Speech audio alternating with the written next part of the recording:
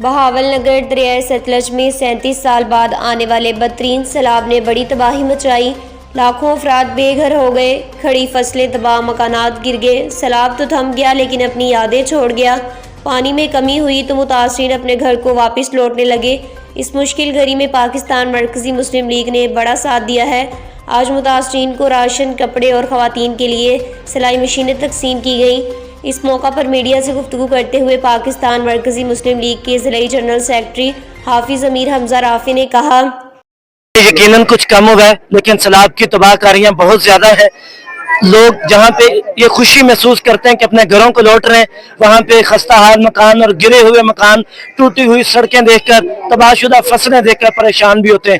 تو ان مرجھائے ہوئے چہروں پہ مسکراہٹیں بکھیرنے کے لیے مرکزی مسلم لیگ روزانہ کی بنیاد پر کھانے کی تقسیم، میڈیکل کی سہولیات اور اس کے بعد باقاعدہ سروے کر کے اسے ویریفائی کر کے راشن کی تقسیم کا بھی عمل جاری و ساری ہے۔